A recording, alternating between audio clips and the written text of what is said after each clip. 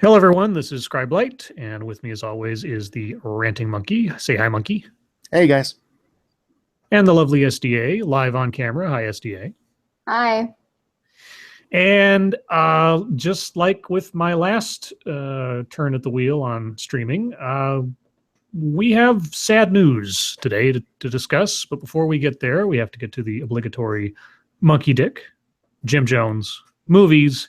And if you have not already, by all means, please hit the like button down there at the bottom of the screen. Up button. The up button. Put the thumb up button. Thumb up butt-un. Was there anything we wanted to talk about before we hit the snooze? No, guys, we will get to the discussion about the stream. We'll do that later in the YouTube time. But that's all I have. And by the stream, he means the stream monkey did with Communist in Space earlier this afternoon. Yes, yes. And after this, I will be streaming on my channel with Bearing. So if anybody wants to watch that, you can come over there. Plug. Plug.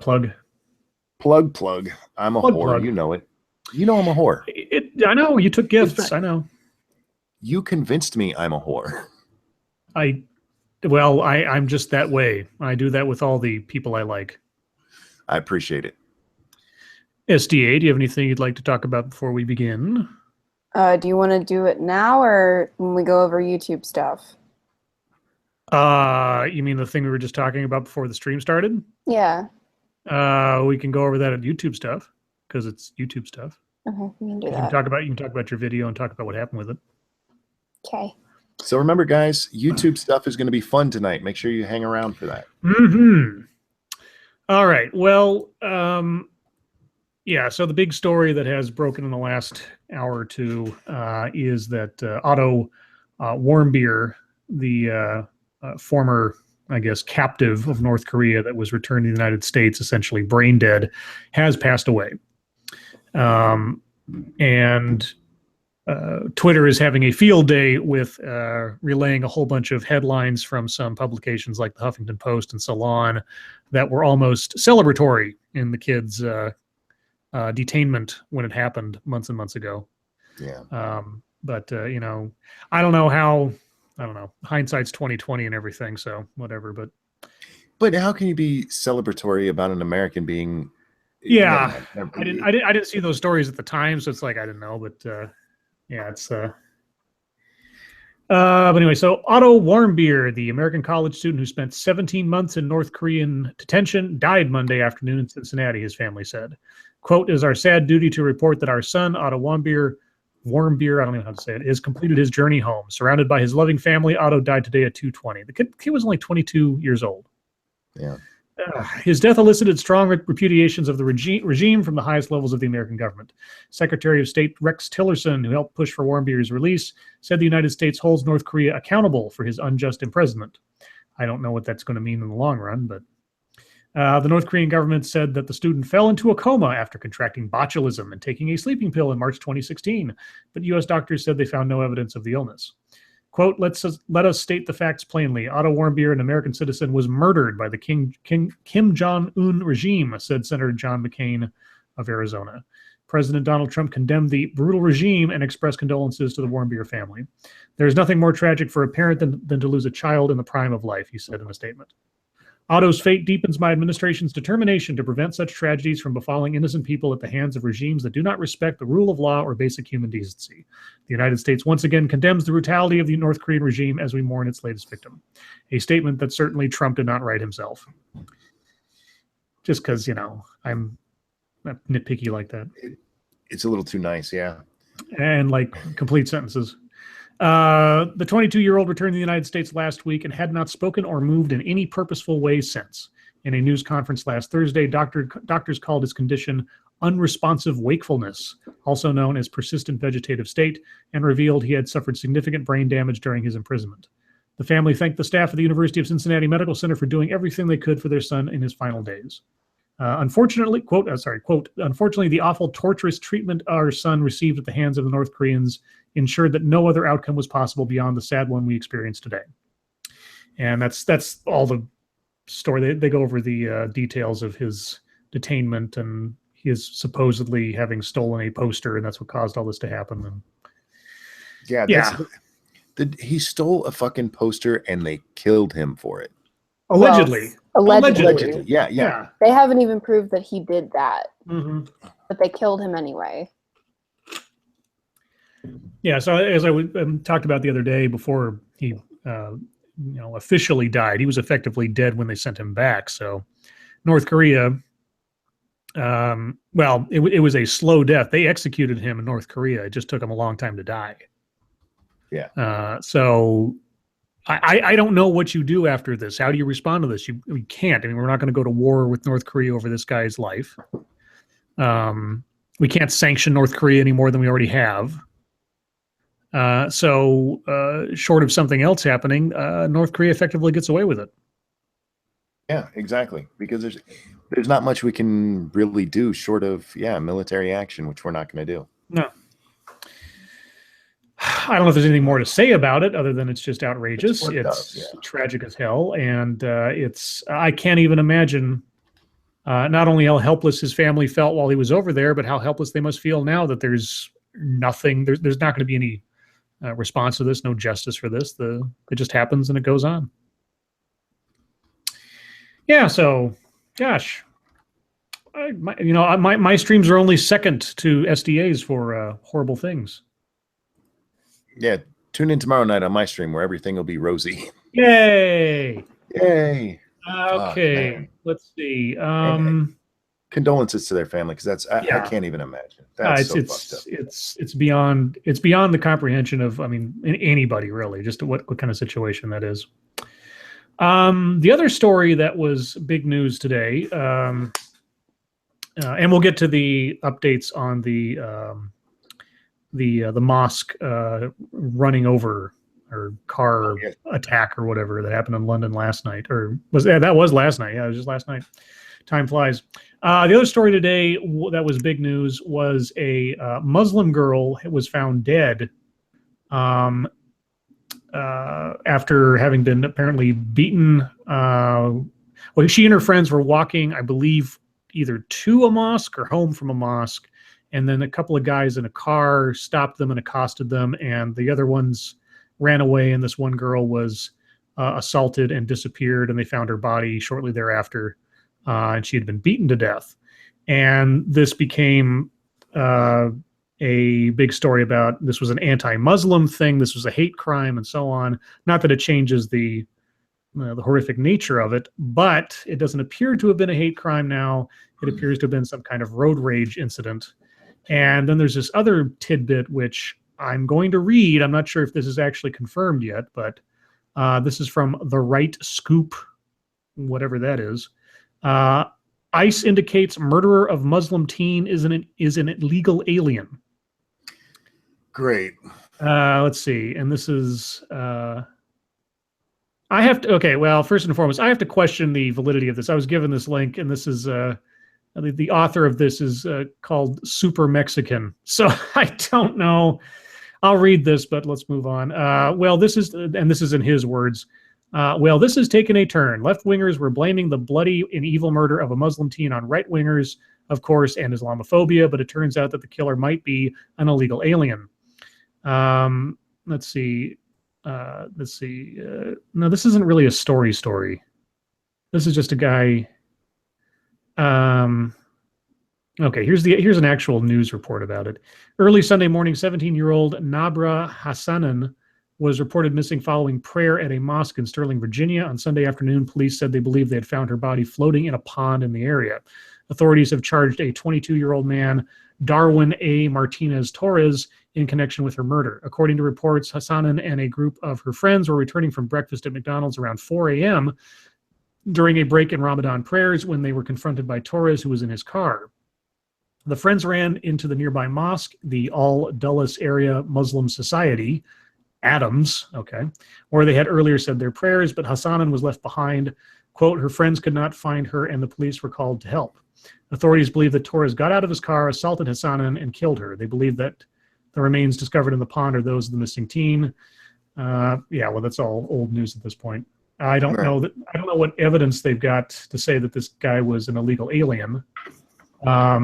But he also puts a link in here about a video that Fusion put up that I saw earlier today, where Fusion, in their journalistic ethics, heavily implied that the murder was a result of Islamophobia and a hate crime and everything else, without there being any evidence of that to begin with. Right. Yeah. And so, but regardless of whether or not this guy was an illegal alien, the authorities have said just about from the beginning, after his arrest, that it did not appear to be a crime influenced by her religion or anything, that it was some kind of road rage interaction or something else. So not that that makes it better or worse or anything else, but it was just, it's just one of those things where something like this happens and immediately everybody jumps over to make their political points. It's like, oh, look at this, another example of Islamophobia. We just saw this in London, now we see this in America. Oh, it's like, oh, for God's sakes. Anyway. We have 2 super chats, Scribe. Oh, I'm sorry. I'm paying attention to news. Adam R., thank you. I have a few doll hairs lingering in my wallet.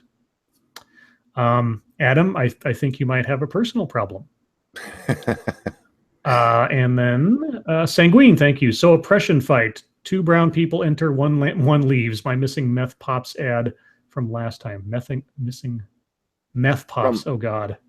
Yeah. Guys, did you ask for an ad last time and I missed it? I'm sorry. When you donate to Scribe on his channel, he will do a personalized ad for you. If you have a product in mind, please name it. If not, let us know that it's dealer's choice.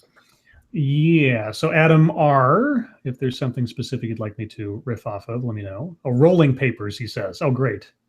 Well, let's see. Adam R., rolling papers. Smoke them if you got them. Preferred by monkeys around the world. Indeed. I'll second that. At least until tomorrow. Yes. We'll talk about that.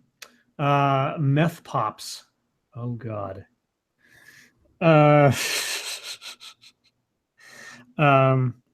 Okay. This broadcast is brought to you by Sanguine Meth Pops. Is your child looking a little down lately? A little tired? A little unenergetic? Give him Sanguine Meth Pops. It'll it'll spark him right up. It's better than Ritalin. It's better than...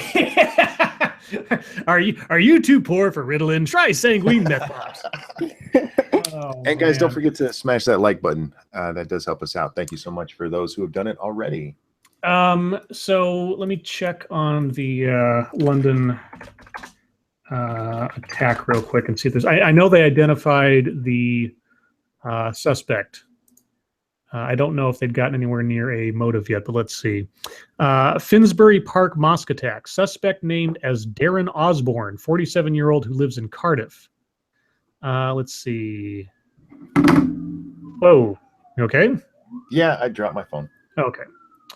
Let's see. A 47-year-old man was arrested by police on suspicion of attempted murder and of a terror offense. He was later named by family and neighbors as Darren Osborne, a man who has previously expressed hatred for Muslims. He was not okay, thank you, Guardian. He was not to the security services the government announced. Let's see. Everything else is kind of just reiterating what we already knew. The one thing that was interesting is that the one person who died apparently collapsed before the attack, like they'd had a heart attack or something.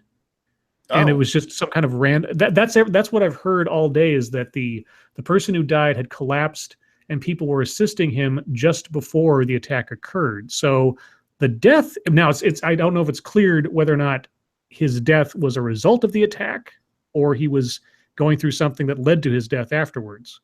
So I'm not quite sure yet.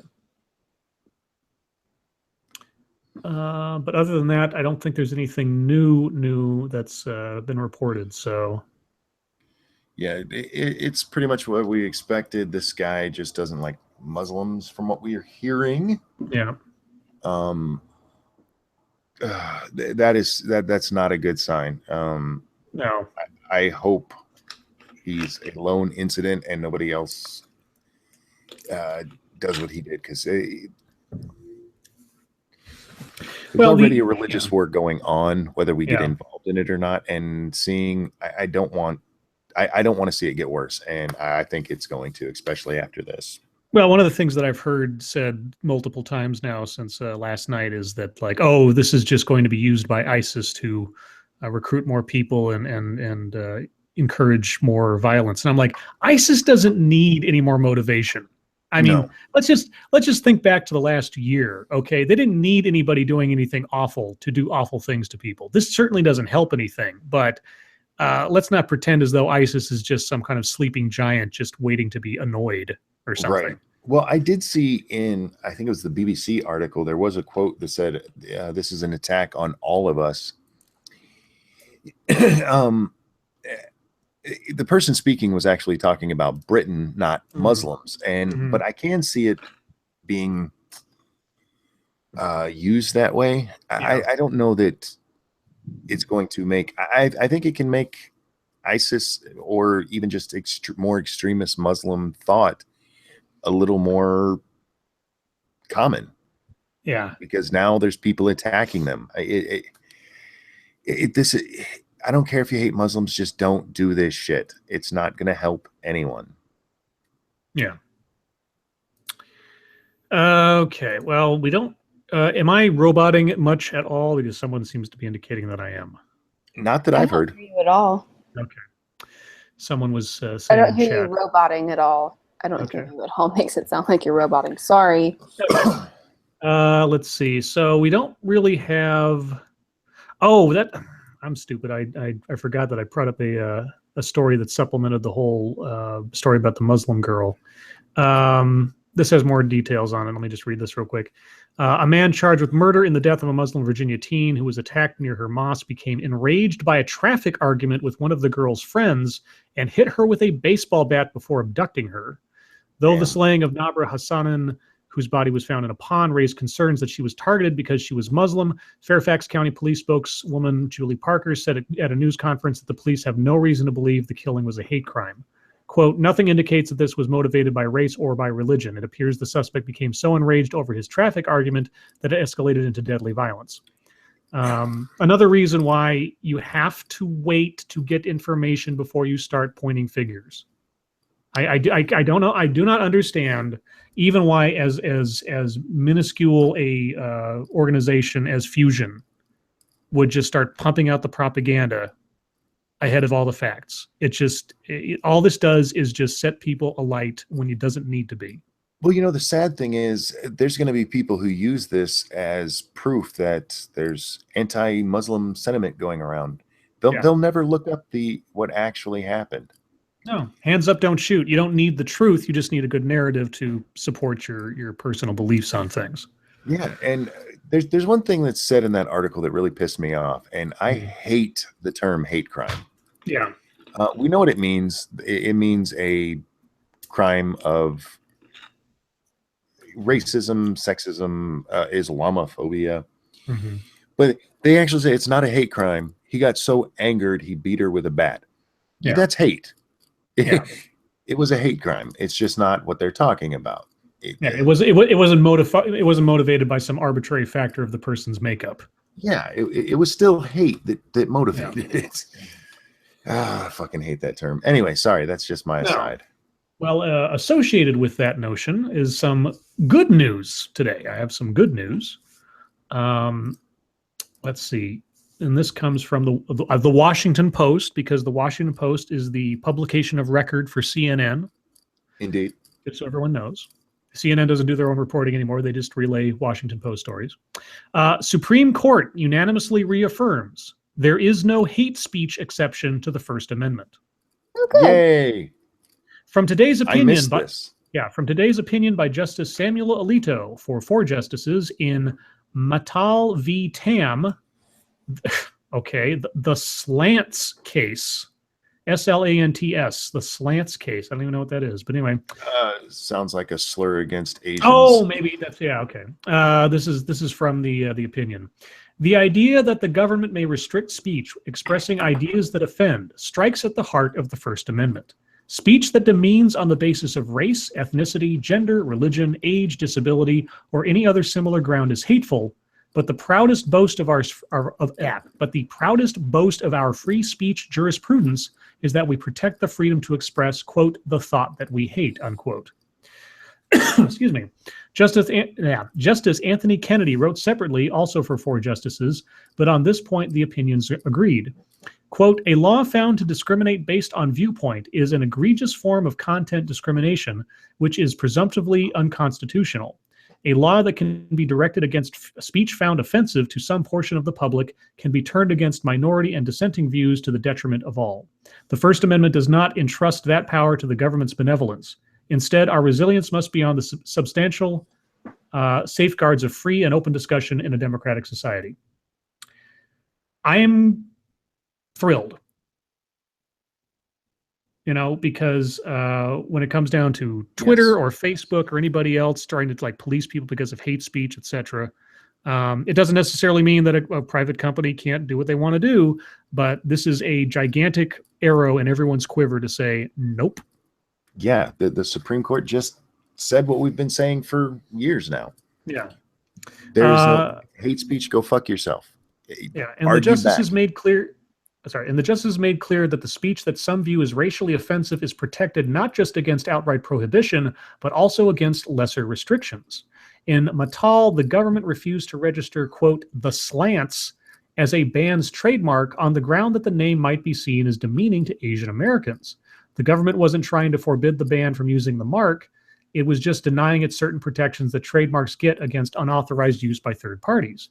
But even in this sort of program, the court held, viewpoint discrimination, including against allegedly racially offensive viewpoints, is unconstitutional. And this no viewpoint discrimination principle has long been seen as applying to exclusion of speakers from universities, denial of tax exemptions to nonprofits, and much more. Good. Yeah. So it's all good news there. I don't see anything bad there at all. And it actually, like I say, if this does away with a whole swath of argumentation by social justice and anyone who would claim offense at someone's anything. Yeah, this is really good to hear. And I'm actually surprised it's not like front page news everywhere, because that's a big blow to social justice. It really is. Yeah. So everyone remember Mattal v. Tam. Mattal v. Tam is now the precedent that locks tight, even more so than it was our First Amendment protections. I think it'd be easier just to remember the slants case. Yeah, the slants case. Oh man. If SDA doesn't say something in the next 5 minutes, lock the camera on her. Why? Yeah, that's true.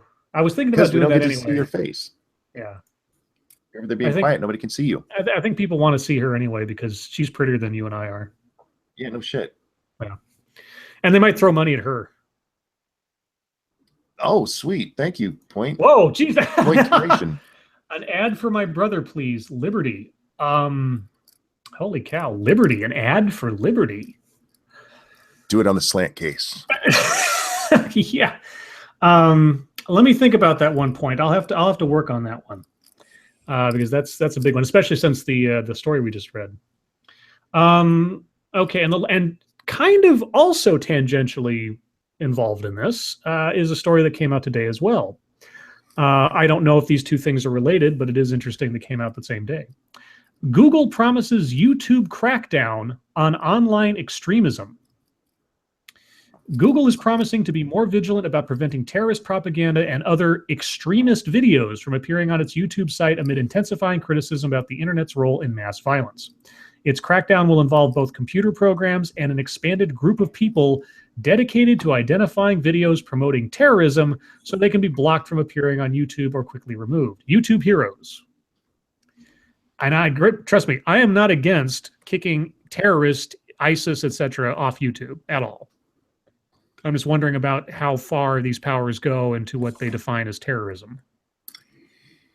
Yeah, their extremism is the word that bothers me. Yeah, that too. Because to some people, what I say is extreme, and I think I'm pretty fucking tame.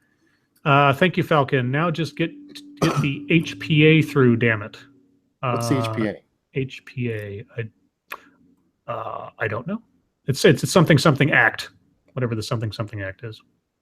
And what Hewlett-Packard. Yeah, Hewlett-Packard Act. Yeah, yeah. And what product would you like, Falcon? Yeah, it's the extremist part. Let's see. And they talk about Theresa May talking about using the internet to tramp down on that kind of stuff. Well, that kind of fucking lame language pisses me off because it's so vague. Yeah. What's extreme to one person is not extreme to another. I've talked about my aunt before, my aunt, who's the most religious person I know. Very sweet lady. What she considers extreme and what I consider extreme are entirely different. Hardened Prostate Act. Ouch. Gross.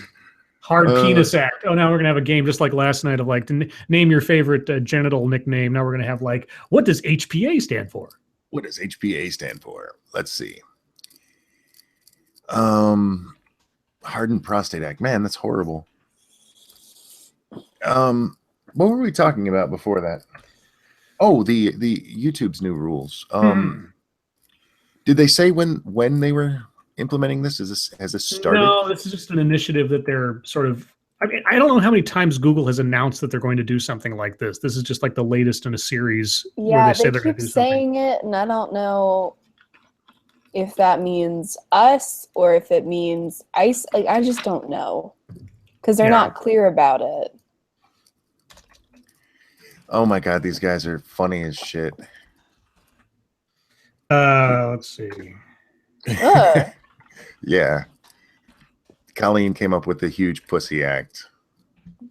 They're saying it's the Hearing Protection Act. Hearing Protection Act.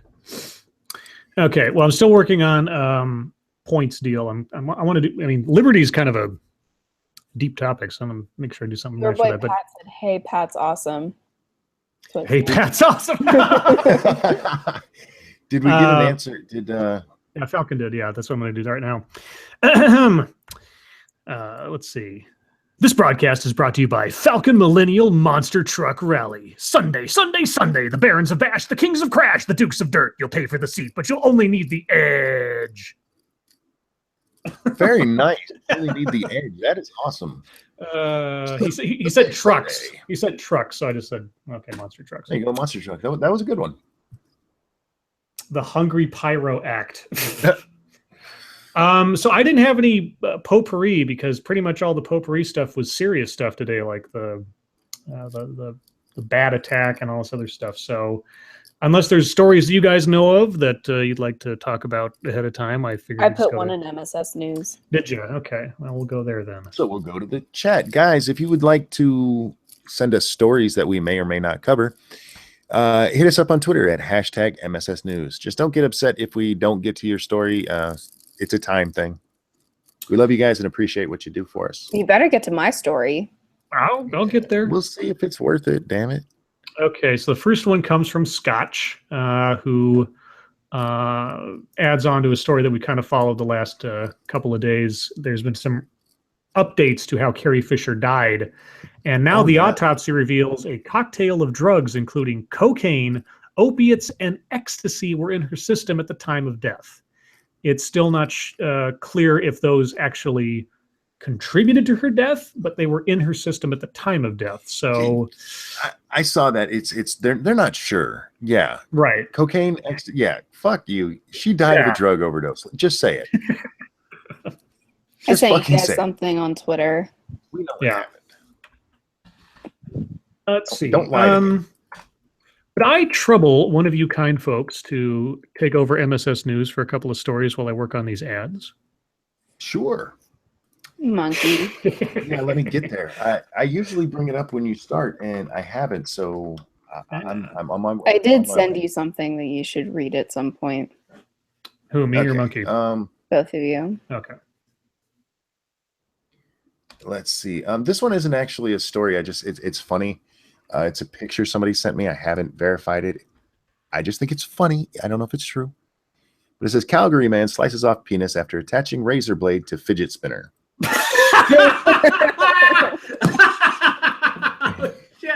And that came from Mash. So Mash, she's you. Oh fuck! Really? Oh no! If somebody actually did that, they deserve what they got. Shit. Let's see, what else do we have here? Ba-dum. Sorry, guys. As we go through this, we kind of have to read on the fly, and I read quietly. So, Where the heck is mine? Damn, there's a ton from Scotch. He's trying to get his Order title. yeah. Holy shit. Okay. Falcon Millennial said the Hunting Penguins Act. Fuck you. Thank you, Timothy Sealbeck. The Hearing Protection Act to allow people to use suppressors on their firearms without getting a federal license. Oh. Is that correct? That's weird. Timothy, do you have a product you'd like me to cover?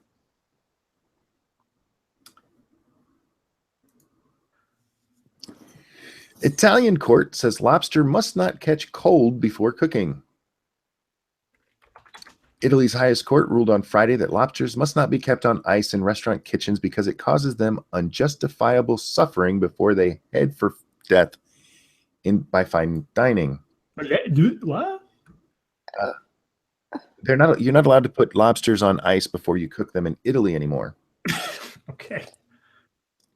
Right, because if you cooking's not gonna hurt. Right, yeah. Vegans got their way on something, and that comes from staff reporter C. Bernier. Is that how we're saying it? Colleen Bernier. Colleen Bernier. But yeah, if you're going to cook lobster over there, make sure you don't put it in ice first. There's a big fine attached to it. Oh, wow. What is this one here? Some of these sites come up so damn slow because they have so many pop-ups and shit on them. Police are calling it grand theft avocado. 3 produce company workers have been arrested in the theft of up to $300,000 worth of avocados, according to the Ventura County Sheriff's Office. 38-year-old Joseph Valenzuela, 28-year-old Carlos Chavez, and 30-year-old Rahim LeBlanc were each charged with grand theft of fruit, and were being held in jail on bail of $250,000 each. Did we get Timothy Sealbeck super chat? Yes, but I didn't get I don't know if he put a. Oh, Sanguine, thank you. Boil them, sure, but tossing them on ice, you monster. Hitmen. Oh, Jesus. Timothy, did you give us a product? I didn't see. Let me go back. Suppressors. Oh, so silencers and then hitmen? Okay, I'm going to have to combine those two. Silencers and hitmen. There we go.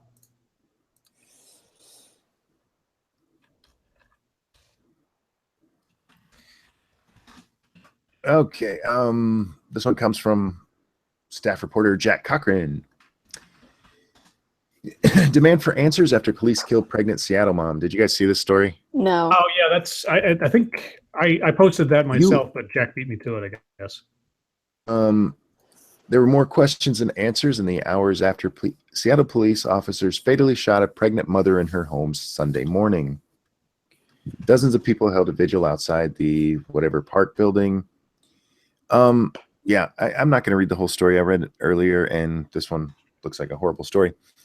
Police showed up at her house. They had gone there because of a call about a suspected breaking and entering. And they ended up at her house, and she had a knife, and they shot her. Yeah. And that's pretty much all that's been told so far. Other than this woman has a history of mental health issues. Yeah, she has 4 kids. She was pregnant with her 5th, and and the neighbors were saying like she was like 75 pounds soaking wet, and she was just some little lady, and these 2 big cops couldn't have subdued her in some fashion.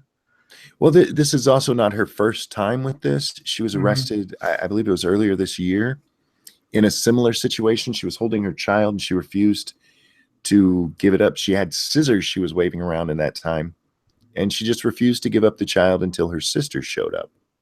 So I don't know what would prompt them, and there's nothing in these stories to tell. But for some reason, yeah, they shot a woman wielding a knife. Both officers fired. It's not like one did and the other didn't. They've both been placed on administrative leave as per. Well, it seems like that's how you get a vacation now.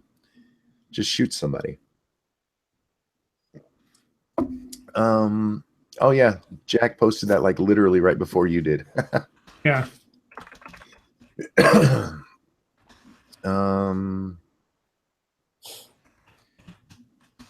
Oh, this is a good one. Let's bring that up. Supreme Court rejects dancing baby YouTube copyright case. After 10 years, the legal battle over silly 29-second YouTube video of a baby dancing to a Prince song has hit a dead end. With the A Supreme copyright case? Why have I presented Scribe? Why not? Why not? Well, you didn't tell me. Yeah, I did. I said I'll present you because you're prettier to look at than we are. I said that alone. All right. Boink.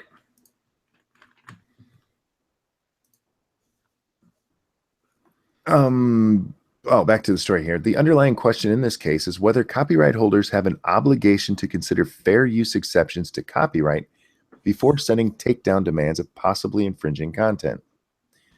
The digital millennial, I've said that word so much it's now how it comes out.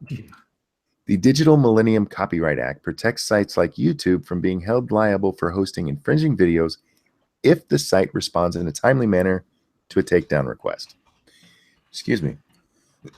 This is why YouTube and others now have a takedown first, ask questions later policy towards copyright disputes. For any creators out there, this is why. At the same time, the DMCA requires that copyright holders not abuse this takedown process.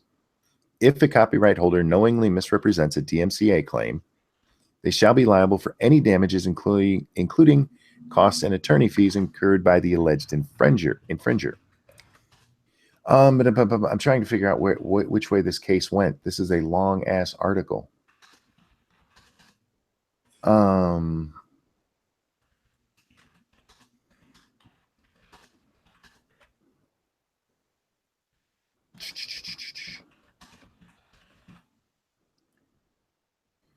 Okay. Okay, I got a couple ads I got to read.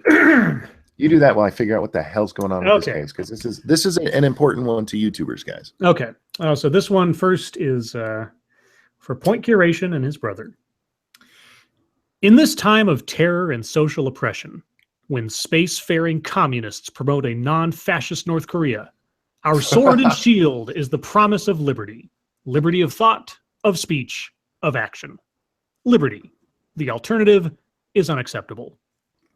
This broadcast is also brought to you by Tina's Superior Suppressors. When you need to subtract someone from society without Sorry, let me try that. I'm going to try that again to make sure I get a clean cut because this was paid for. Ahem. Tina's Superior Suppressors. When you need to subtract someone from society without waking the neighbors, think Tina's. This broadcast is also brought to you by Sanguine's Hitmen for Hire. When you're too lazy to do your own murdering, call Sanguine. We swear he's not an undercover FBI agent. And lastly, this broadcast is brought to you by Theus Ixion's Peaceful Truck Rentals. Ask us about our one-way specials. Say Peaceful Truck Rentals. Peaceful Truck Rentals. He wanted Truck of Peace, so there you go. And while I'm at it, I do have a very special ad to read. Knight of Charlemagne, who's responsible for the new avatar that I have, requested that in addition to his very gracious just giving me this image free of charge, requested that I do a special ad for him tonight. He asked for a emergency alert, like a emergency broadcasting system type of thing. He didn't specify what about, so I put some thought into it. And here we go. This is an alert from the MSS Emergency Broadcasting Service. Mobs of plungers and didgeridoos have been sighted roaming the countryside, seeking holes to fill. Residents are advised to stay in their homes until the crisis has passed, but if outside travel is necessary, the use of chastity belts is strongly encouraged. Stay tuned to this frequency for further updates as they become available. Very nice. Very nice. I'm stupid. Okay. Here's what happened in this case. Okay. There was a Prince song playing in the back of this lady's video. Universal issued a takedown notice because of the song. YouTube overruled them, and she sued Universal, saying that they abused the DMCA, because a copyright holder, if they know that it's just fair use and they file a DMCA, they're liable. Right. So the Court of Appeals that heard it ruled that it was absolutely fair use and that they can't do anything about that. But they also ruled that her suit against Universal couldn't go forward because she couldn't prove that they knew that they were in violation of the DMCA, the fair use clause of the DMCA.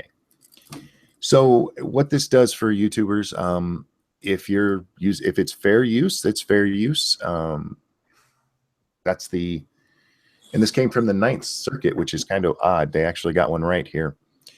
But for everybody who wants to sue somebody who's filed a DMCA against you, you have to be able to prove that they knew that their DMCA was bullshit,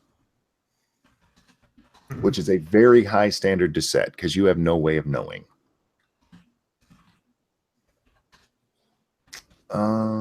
And yeah, the Supreme Court refused to hear it.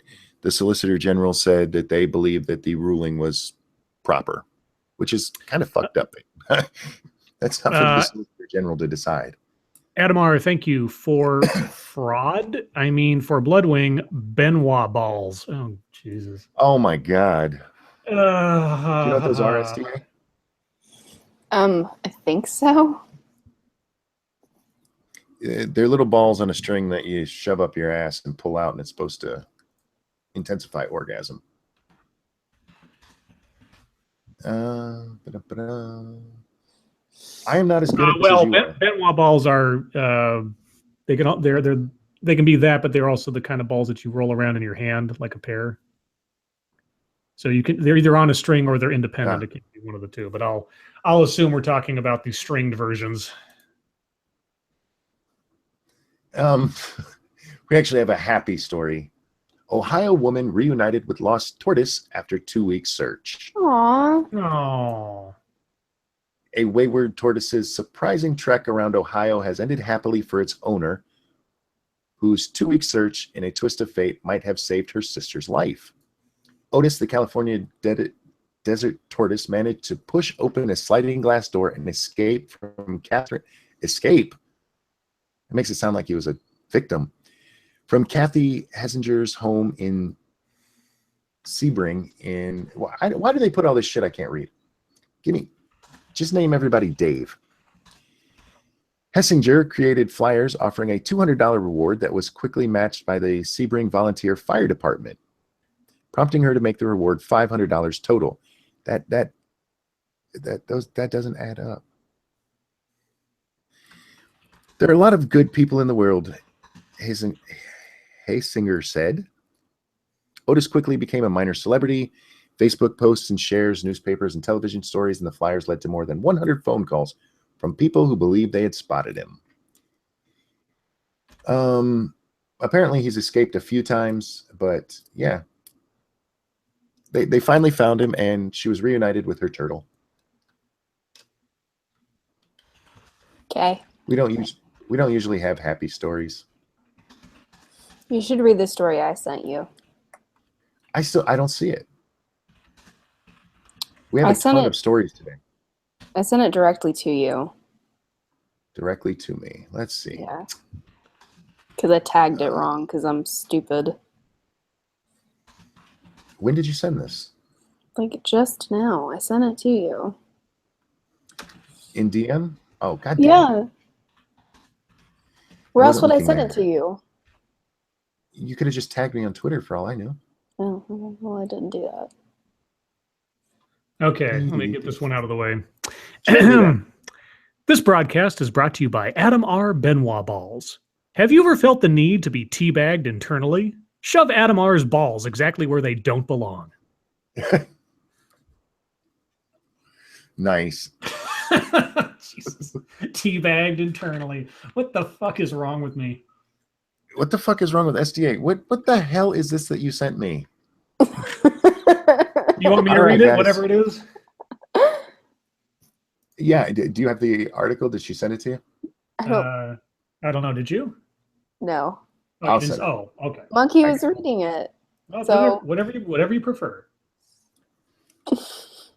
Well, you read better than I do Okay, live, well, so then I'm just- sending it. All right, just send It's it over. in your DMs now. Okay. Oh, Jezebel. That's a good sign. Oh, it gets better. Oh, okay. This comes from Jezebel, author Megan Reynolds. Attention, men. We don't care if you can see our buttholes. For fuck's sake. Okay. Yeah.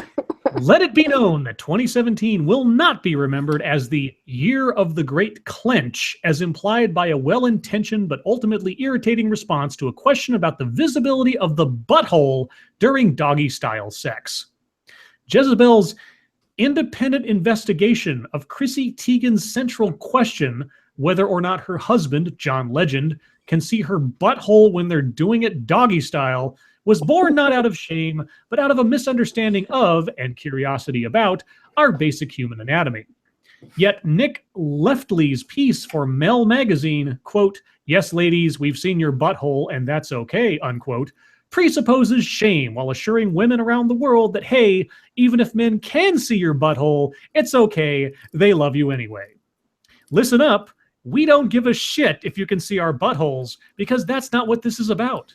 Leftley's initial assertion that you can, of course, see the butthole during doggy-style sex has already been confirmed by the various men we consulted. The men in question did not assume that we were asking because of a deep-seated shame about our own bodies. It is in this assumption where Leftley's analysis of the situation goes woefully wrong. Quote, "When we have sex, we like to think that above all else, we're fucking sexy. That our partners are seeing something that turns them on, that our bodies are a big part of what's driving them crazy. To discover that a body part you've never even factored into this equation is actually front and center may be discomforting, but to say the least, for some, it may even shatter the illusion of their own sexiness or present their sexuality in a way they hadn't intended, to the degree that they don't want to, unwittingly, display themselves this way ever again. But for those people, here's the important thing to remember. Yes, we can see your butthole, and we like it." Wait. And we like it is in italics. Yes, in italics. Returning back to Miss Reynolds. To be frank, I don't care if someone does or does not like my butthole. I don't care if someone can see it during sex. I'll admit curiosity as to whether or not they can see it, which was the point of the question to begin with. To assure the, quote, women around the world that, hey, men love every part of you, including your butthole, is unnecessary and entirely unwarranted. Kindly, sir, no one asked you.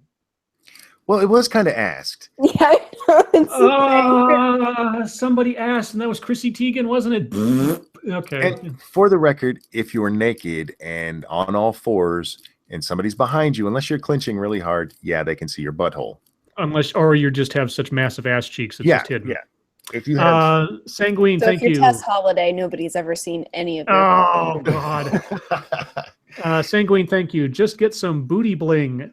You get a plug, and if your butthole isn't pretty, it hides that shit.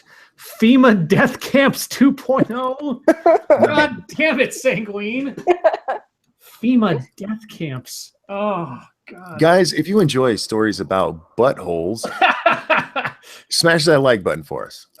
Yeah, we have 85 likes and 143 people watching. So if you have not already, please by all means hit that like button. Why did the butthole question even come up? Why did I'm Chrissy sorry, Pat. Why did Chrissy Teigen need to publicize this question? Is this something women worry about? Is my butthole? I know, I have heard there is such a thing called anal bleaching that some porn stars get in order to make their buttholes look better. Yeah. Make them a little whiter. As far as I know, it's not. I mean, is this something you ladies sit around I mean, and other worry than about? we're concerned about trying to convince you not to stick anything up there, that's about it. Depends on who you are. Yeah, but that's the whole point of it. To try to convince you to let us stick something up there. Right. Well, that's why I don't think it's really a concern whether or not you like it. Yeah. Because we're like, we know, stop it. Well, I could see you being worried about them seeing your taint because of the afro there. Monkey. But, yeah. What'd I do? There's no afro. Like There's anywhere. There's not. Okay. I'll take your word for it. Afro taint. Oh, see, that's why we're not at 200 viewers yet. Some black guy's still streaming. What? I still say he has the best name on YouTube. A black guy, yeah. Some black guy, yeah, because anytime you describe him, it's some black guy. Right. Yeah. Anyway, so afro taint and buttholes. Buttholes. Jesus. Is that where we're at in society now? People are worried about No, this is where this is the kind of life that Chrissy Teigen enjoys. That is her biggest concern. Whether or not her husband, John Legend, can't see her butthole when they are having sex. Oh boy. Terry Diamandis. Is SDA's favorite song Afro Tainted Love? No. I don't like the song anyway. I don't like that song either. Thank you. Okay, so from buttholes, we're actually past our news time. Do you want to move on? Yeah, let's go to YouTube. Well, it's Scribe stream, so I'm asking. Okay. Oh yeah, Scribe. You don't get a vote, woman. That's right. You haven't earned the right to vote yet. Be as mad as you want. It doesn't change anything. So are we moving on? Yeah, 1 second. I gotta. Okay. This broadcast is brought to you by Sanguine FEMA Death Camps. In the aftermath of a natural disaster, rest assured that the Federal Emergency Management Administration has got your back. Make use of Sanguine's Death Camps 2.0. When plungers and didgeridoos are on the loose, run to FEMA. Well done. Oh, God. Okay. Yeah, YouTube time. So, shall we start with how indirectly famous SDA is now, or shall we go into debate? I think debate should probably wait till the end. Yeah. Let's do Miss Famous there. Well, let's go from least done today to most done today, or at least more done today, because I didn't do anything today except for the stream. I did, however, I'm working on a script. There's 2 clips I found from one speaker at one event that I'm going to do a dual thing on. It really got my attention where he's talking about a number of things. One of the things he says is that whenever he gives a talk at a school or a college or something, he always, and I'm quoting here, likes to come strapped with statistics and empirical evidence. And I'm like, good, that's good. And shortly thereafter, he then goes on to quote a study that says something to the effect of, and speaking of FEMA, because this is interesting that came up, he's talking about Katrina. And he says that FEMA was 73% more likely to provide housing on their emergency hotline to white people based on the voice of the person on the other end of the phone. What now? And I'm like, And so I immediately paused the video and I tried to find that study. If it exists, I couldn't find it. And then I start the video up again. And then he says, and when I say this at a college, you get those white kids raising their hand going like, well, how was that study conducted? Or what was the sample size? He starts mocking the idea of verifying information that it really just broke my brain that he goes from one thing to the other so quickly. And it's just, anyway, that's just part of this guy's litany of interesting things to say. I want to make sure I'm understanding this. Yes. He thinks it's bad that people want evidence? Yeah, he was openly mocking the idea that people would challenge him on that claim of the study that he quoted. And he never cited the study. He never gave like a name of it or anything. He just said 73, that a FEMA hotline for emergency shelter, emergency housing, gave out housing 73% more of the time to white people based on the sound of their voice. That's how they figured out they were white people or something. And I'm like, oh, I'm really curious to know how they conducted that study. How did they prove what somebody thought about someone's voice at the time? Well, that scares me because some people think I'm black because of my voice. Oh, what if I need FEMA housing? Damn it. You're not black? No. No. Although I do like white chicks with big booties. See, I thought you were Canadian, but whatever. Oh, fuck you. But anyway, yeah, so that's just part of it. So I'm going to take 2 clips of this guy from the same event. And the event was the White Privilege Conference, which tells you all. I feel like we should have been invited to that. Yeah, I know. But anyway, so I'm working on that, but that'll, depending on how long it takes me to do the script, I might have that out either tomorrow or Wednesday, depending. But now on to SDA. SDA, what were you up to today? So I'm working on a video that I'll probably have out tomorrow. It's responding to a video that Scribe sent to me. But today, Mara actually tipped me off to this. She sent me the Whois website about the freelaura.com. And it was created 6 hours before the play actually started. So they pretty much planned for her to get arrested and for it to be a whole thing, and then to start a social media campaign around it. So all of that was super coordinated. So I made a video about it, and Philip DeFranco actually used my video as a source in his video today. Yay! Famous. Yay. That was fun. He linked you in the description, but he didn't give you credit on screen. That pisses me off a little bit. I'm just enjoying it, and I'll let you be pissed off for me. Okay, I'm happy for you. I am, and I hope you blow up big. But damn it, he should have mentioned that. He should have mentioned you, or at least put your pretty little face up there. Oh. But yeah, good for you. And that was a major scoop. That's funny to find out that these little fuckers planned it in advance. Did the free Laura in advance.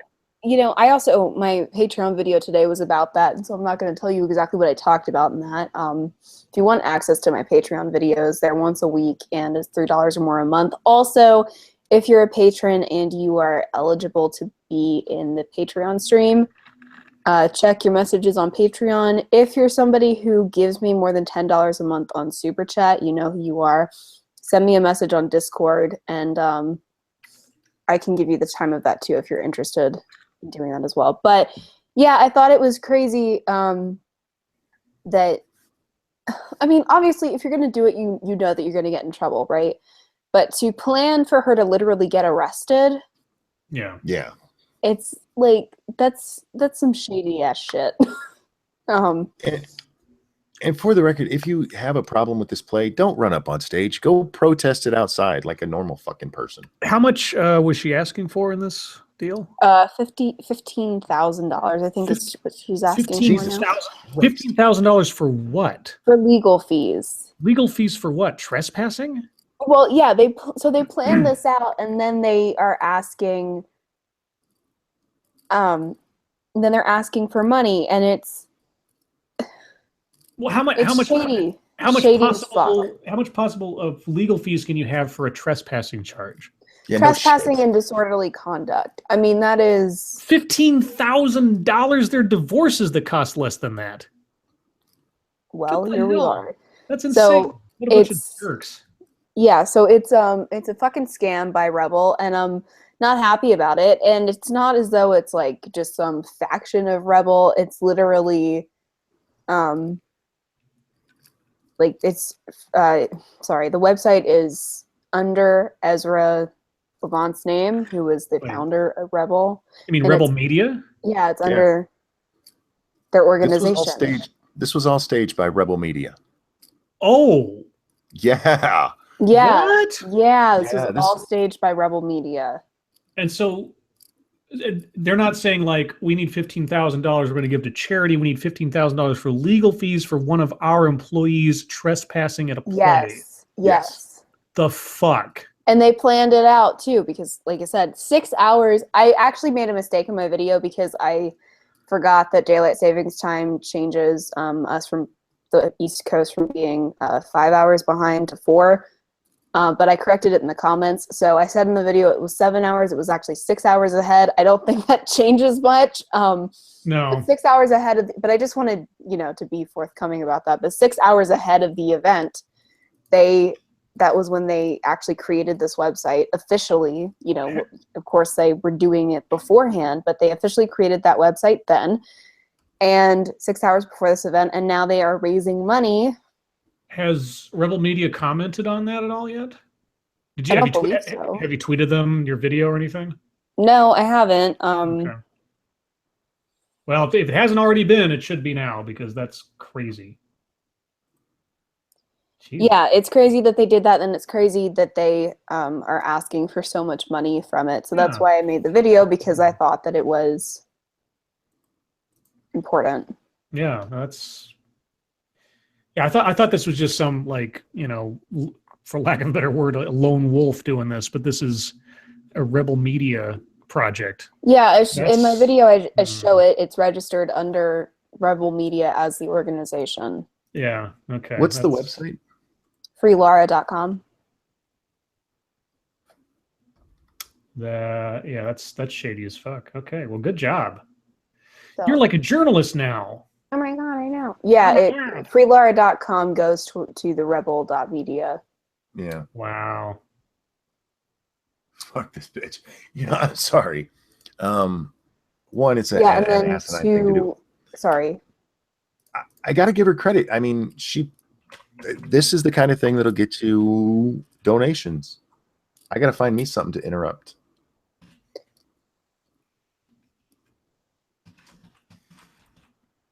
Apparently Mara says they're trying to get to 25,000 now, not 15. I thought it was only 15 when I saw it, so okay. I think they raised it. I don't see a dollar amount on here. There was one before. I thought I saw a screenshot of it, didn't I? Anyhow, yeah. Fuck this bitch. To contribute to Laura's legal defense fund, click here. Now it's just a form. It's not even like a. It's not even. I thought it was like a Kickstarter type thing before. Oh, hold on. Because they just have a form now on their website that you can just like randomly donate money. It doesn't have. Yeah, anything. I do have screenshots. Right. Apparently, okay, so somebody else, Josh Jordan, tweeted this out a while ago, saying that okay, where is it? Oh, thank you, David Tisdale. Phil has a research team now. Yeah, well, I suppose if SDA counts as that. David, did you have a product? Oh, and Terry, I think I don't think you said anything about a product for you for your last one. So if you've got an idea, let me know. I'll keep an eye out. For the record, with Phil, I wish he would have mentioned SDA, but this is not unusual for the way their show runs. They do pick up stories. He reports them himself, and then he links all the stuff in the bottom. So there's two funds. There's an official Rebel fund, and then another one that's screenshotted, which is what you see in the screenshots. Okay. So I'm not the only one spreading this as well. He just used my video in particular because I show the website and I link to the Who Is thing. You should totally tag Rebel Media in that on Twitter. I did just a minute ago myself, but yeah. Sweet. Everybody, we're going to blow up SDA tonight. We're going to make that Afro taint famous. So they're probably going to get, like Mara's saying to me in DMs, they're probably going to get her above $25,000. So what that suggests, as someone else is saying, as Josh Jordan on Twitter is saying, they registered it ahead of time, and it looks like the end game was to pay a $1,000 fine and then raise all this money. So yeah, because there's no way what she did is going to cost $25,000 in legal fees. No, that's ridiculous. You just pay a fine and you get it over with. Yeah, and trespassing even at a public event like that isn't exactly back-breaking type fines. No, Yeah. it's not. Short for assaulting somebody or doing something else, just kind of walking up on stage and being a jerk doesn't. Yeah. I mean, Oh. she shouldn't have done it, but she did it, and I think that it's shitty. So Falcon Millennial said, I don't see SDA's link. If you go to his description and it's under the Trump play bar, and it's there's several links in there. The one that's the YouTube video link is mine. That was cool. I'm happy for you. I hope you blow up from it. Terry Diamante said, before we blow up SDA, do we have to shout Allahu Akbar? Preferably, yes. And Terry gave a dealer's choice on product, so. Ooh, bombs. Jesus Christ. Bombs. Okay. Bombs, you say. Very well. I think from here on out, we need to make things legal that you're making ads for. Yeah. Why? What's the fun in that, monkey? Making sure we stay within the YouTube guidelines. just throwing that out there. Do you have freckles on your nose? No, why? Oh, I was just asking because it kind of looks like you do. Gingers usually have freckles. That's all I'm saying. No, with dark ginger, it's different, okay? Dark ginger, the sullen seductress. Instead of freckles, she has moles. Ew. Moles all over her body. Ew. Yeah, touching her is like reading Braille. Gross. I like when you give me that look. So I didn't make a video today. You kind of did. Instead, I had a live chat with a commie who's not in chat, which is odd. He's usually around. I had fun with it. A lot of people have expressed that they may have been mentally tortured by watching it, but I thought it was funny. I was kind of confused. This is true. He's been following me for months now, and anytime he sees me in other chats or on my streams, always wants to debate me. So I finally said, all right, fuck it, let's do this. And we did it, and he didn't really seem all that prepared. Is he here? Yep, he's in chat. Yeah, okay. I expected you to be much more prepared. I mean, the question about which communist country has ever worked is pretty standard stuff. And I expected you to be a lot more animated and knowledgeable about where that might have happened, which, by the way, is nowhere. I did enjoy it. I had fun with it. Did you guys watch? I did. You know I was in chat. I was in chat. And what'd you think? I didn't read much chat. I really didn't. I saw a couple of things, and for the most part, I just stayed away from it. Well,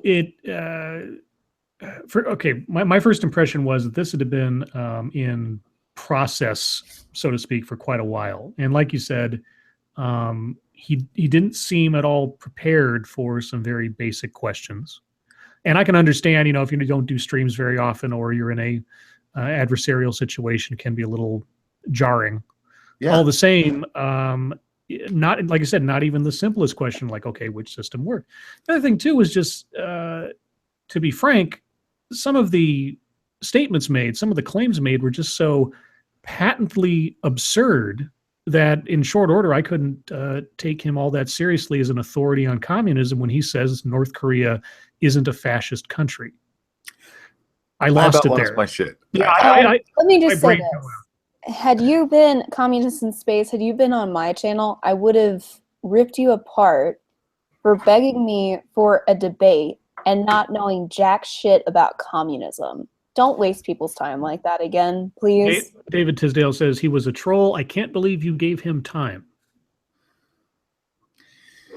I don't think he's a troll. I really don't. I think he's somebody who has been reading communist websites and communist propaganda instead of actual history. Me and him had an argument about Kim Jong-il's claim to have shot a perfect game of golf. Mm-hmm.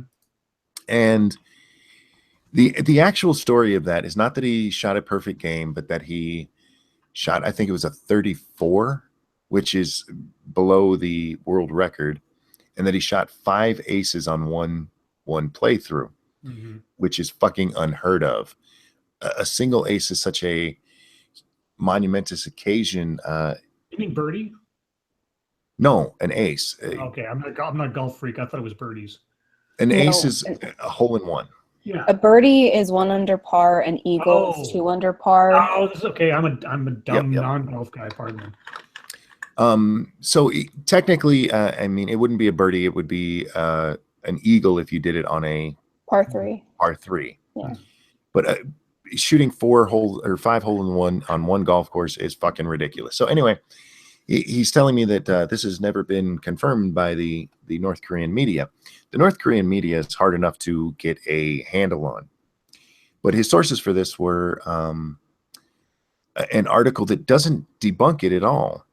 It's a guy who went over and was golfing on the same golf course, and he talked to people who work there, and he asked them if it was true, and none of them would deny it. None of them would confirm it, but they refused to deny it happened. And this was his proof that it never happened. I'm like, no, that's not fucking proof. The state media over there, whether that story is true or not, anything that made the supreme leader look good, nobody's going to deny. Yeah. And that is an oppressive fucking country when you can't just go, you know what, that was total bullshit. There's no way he shot 5 aces on this course. And golf is not a very uppity sport. It's nothing for you here. Just said that in chat. I love golf. You can actually play pretty cheap on most courses. If you go to some of the very best courses in the world, yeah, it's really expensive. But yeah, go to your local course. You can play for like $20 with a cart. Real quick, just to get this ad out of the way. Yeah. This broadcast is brought to you by Terry Diamandis Bombs. The best kind of movies can be the worst kinds of movies, especially when watching them with friends. Diamandis Bombs. Cringy cinema to bring people together. Well done. Well done. Very well done. Did you have another one? No, that's it. I'm still waiting to see if David Tisdale wants an ad at all, because he hasn't said anything in okay. for products. But anyway, yeah, go ahead. But yeah, that's for people wondering why I did this. One, don't annoy me, because for the most part, I'm just going to ignore you if you demand like debate things. As you might imagine, there's vegans out there demanding my time, and that they're not going to get it. One of the reasons I did this is because of that argument I had with him over the golf thing. I found it interesting, and I actually did find our conversation today rather interesting. I don't think he has a handle on what's really going on in the world. His assertion that North Korea needs nukes so the U.S. doesn't invade them is just silly, because we could take out their nuke sites and their entire military before they could even react. If China wasn't there, we would wipe the floor with them and just call it a day. Because that's what needs to happen. If we wanted to, yeah. I don't think it's something we would do. I think especially there's still so many people in our country that are upset by what happened with Korea and Vietnam, that it's not something we would do right now. I mean, besides which, we know that the people there aren't exactly there willingly. They wouldn't be fighting because they were defending their country. They'd be fighting because they feared dying. Yeah. The only reason that we would have any notion to take military action against North Korea is because they threaten others with nuclear weapons. If they decided to shoot something anywhere near, South Korea or China or anybody else, then that would be a provocation that couldn't go unanswered. But outside of the threat of nuclear weapons, we would just be sitting back here watching in horror as what these people, as what the regime was doing to its people, and probably trying to do whatever we could to, I don't know, influence some kind of better situation there. But military action would be the last thing we'd want to do absent a nuclear threat, because we'd just be fighting people who are slaves to the state. Well, that's one of the points I brought up, is that if North Korea would just stop all this shit, we would probably just ignore them. And if you go back even through the Clinton years, every time that Korea popped up in the news, it was because they were being douchebags. Yeah. We weren't fucking with them. They just decided to saber rattle. And we have to respond to that. Especially now, if they have working nukes and South Korea being right there, the hostilities that have been with those two countries since 1950, we can't just let them do it. So that's why they have so many sanctions on them. But they wouldn't have these sanctions. They'd be free to have their communist utopia if they would just stop doing this shit. Mm-hmm. And they're pouring all of their money into these missiles, and there would be no threat if they would stop doing it. Yeah, they're shooting off missiles with money that could have been used to feed their people, for God's sake. But again, I really did enjoy the talk. I enjoy talking with people who I disagree with. Mm-hmm. We accomplished nothing between the two of us, but that's not expected in that kind of discussion. So that's all I had for YouTube, except for when we're done here, I will be streaming with Bering. It's scheduled for 11 o'clock, guys, but if you know Bering at all, he's usually late. And I will need a few minutes to get it all set up. So after this, you can come over to my channel and watch that if you want to. Well, we find ourselves with 45 minutes left. It might be time for deep discussion, except I think we just had one, so I'm not quite sure. Was there anything else on anybody's mind that we wanted to talk about? I wanted to talk about race relations. Oh, fun. I was watching some black guy's stream right before we started here, and he had Bunty King on and Jeff Holiday, and I forget who the other guy was. But for those of you who haven't kept up or don't know, Bunty King was just banned from Twitter because of a conversation with Tariq Nasheed. Oh, thank you, Sanguine. The inherent vice of capitalism is the unequal sharing of blessings. The inherent virtue of socialism is the equal sharing of miseries. Churchill. Very good quote. But the main argument between Tariq and Bunty King was Tariq saying that Bunty King is a white supremacist. If you're familiar with Bunty, you know he is a brown man. But anytime race Are you saying a brown man can't be a white supremacist? You racist. I know I'm racist.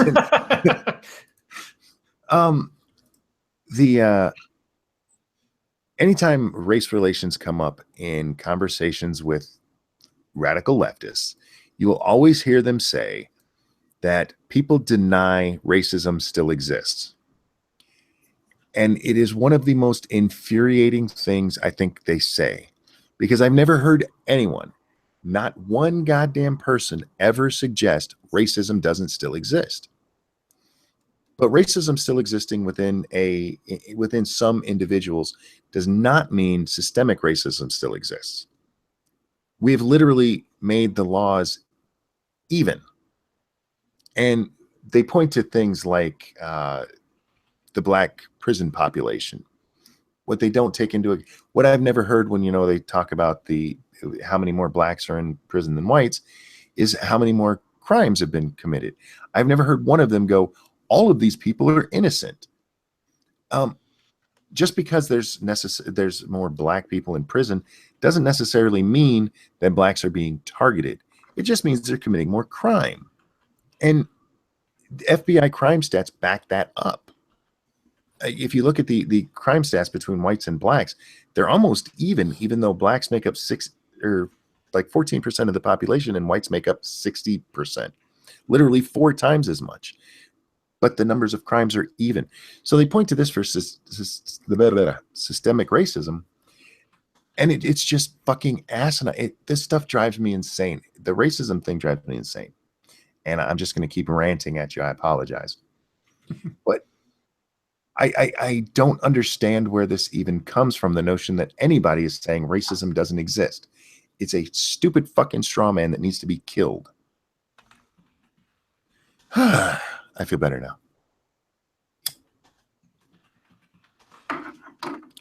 Okay. Anything you guys would like to talk about? I got to do an ad for Sanguine real quick. He asked for a horror movie. Okay. During a romp in a remote cabin, a group of horny teenagers have unearthed an ancient evil. It craves blood and egregious nudity. Beware the bloodlust of Sanguine the Vampire. Nice.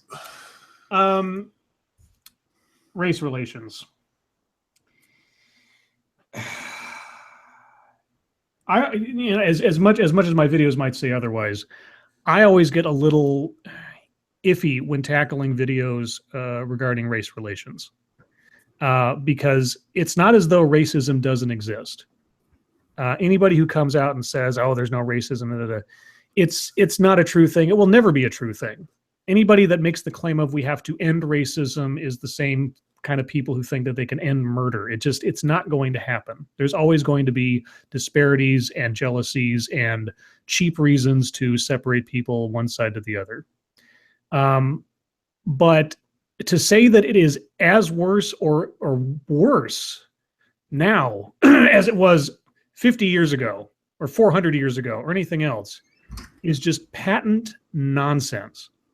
And the people who are overinflating the idea that it is a horrible, horrible, racist country out there every day that you take a step down the street, I don't know how that's not a passive form of terrorism. Terrorism against people for having the skin that they have, either thinking that they are an inherent target or making people think that they are inherent oppressors, or thinking that anything that they may say, do, or otherwise sideways is going to get them locked up in social jail for being a racist. It just makes me ill every time I see someone lording over on a talk show or otherwise about their moral superiority of how racism is. It's a sword now. Racism is a sword being used to make people feel bad or feel scared. It's not a social ill that we're trying to gradually defeat over time, in which we were to a great degree 10 or 15 years ago. But now it's something that has to become a weapon in order to divide. And not in the sense of like, oh, I'm going to divide you because I'm a racist. I'm going to divide you because I'm calling you a racist. Yeah. I want to ask you, because you're almost as old as I am. In your lifetime, would you say race relations have gotten better, worse, or the same? And before you answer, I'll tell you my answer outright. I think it's gotten worse, and it's been necessarily because of what you were just talking about. The idea that racism is everywhere and that it's a tool used to, like, Bunty King he's freaking, I don't want to, I don't know where exactly he's from. He's a brown man, I'll put it that way. And for somebody to call him a white supremacist because you disagreed with him is fucking insane. Yeah. Well, you asked that question about whether or not it's gotten worse. Yeah. And I know I'm a lot younger than you guys, but starting in I think about when Black Lives Matter, I think it was getting a little bit worse, and then Black Lives Matter did their thing, and there has been such a sharp and rapid decline in race relations. It's amazing. Well, this is the caveat I was going to put onto my answer. Sure. It is honestly, it's difficult for me to say yay, nay, or otherwise, and here's the reason. Up until 15 some odd years ago, we didn't have the internet like we have it today. There's always that thing. It's like, oh, is it happening more, or are we just seeing it more frequently because of the communication increase? Right. The body cam videos we see, the dash cam videos of police and everything else. The ones that we do see, the ones that are recorded, is this representative of something new, or is this just things that were going on for a long time that just didn't have to worry about cameras beforehand? I can see that argument, and I can empathize with that argument, because there are some things that we've seen that are completely outrageous by police that may be fueled by racism or otherwise. Is there a concern about policing in this country? I think there is. Without going into specifics, I live in a part of the world that has had a slew of problems that aren't even questionable about police activity and everything else. Now, to say that it all is fueled by racism is a stretch because you don't know that. But like SDA was saying, Black Lives Matter, it's turned racism into a rallying cry for tribalism. I mean, it's in kind of a backwards way. It's not like, oh, yes, we're going to all be KKK racists and hate people for what they look like. No, we're going to rely on the notion that racism is bad because everybody's racist except us. And the interconnectivity of social media and the internet and everything else has put this idea, mainstreamed this idea into much more minds to believe that things are actually worse than they probably are. And it's sort of like a self-fulfilling prophecy, because as soon as you say the entire world's racist, everything that anyone does that who has a badge and is white is racist, then you're going to find lots and lots of proof to that notion. And it's going to seem lots and lots bigger than it probably actually is. Because if you, as we've seen, dilute the definition of racism down to power plus privilege, then everything's racist, which means the whole world is racist, which means you're right to be afeared of racism. And I'm not sure if that would have happened the way it has without the internet. Yeah, the idea that whether or not we're seeing it more or it actually is happening more, I agree with that to an extent. I live in a part of the world where there aren't many brown people, and the police are just as fucked up here as they are where I imagine you live. And it's hashtag not all. There's a lot of really good police around here. No, and let me back up real quick. Somebody in the chat said that. Look, I'm my father was a police officer. I have, and this is like some of my best friends are black. I have law enforcement in my family. I have the utmost respect for law enforcement. I understand how difficult their job is, the dangers they put themselves into on our behalf every day for pay that is far too low for what they do. Well, some of them are assholes, but some of them are assholes, and absolute power corrupts absolutely. Without oversight, even police officers can overstep, and we already know this to be true. No system is perfect. Our criminal justice system is decidedly not perfect, and there's plenty of evidence of police misconduct that is far more visible now because of technology. And it just underlines the fact that there are places that need reform. That is not a comment on all policing. And if I use the phrase policing in general, that's not what I meant, and I retract that. But anyway, I'll for say, the record, I didn't think that's what you meant. So yeah, okay.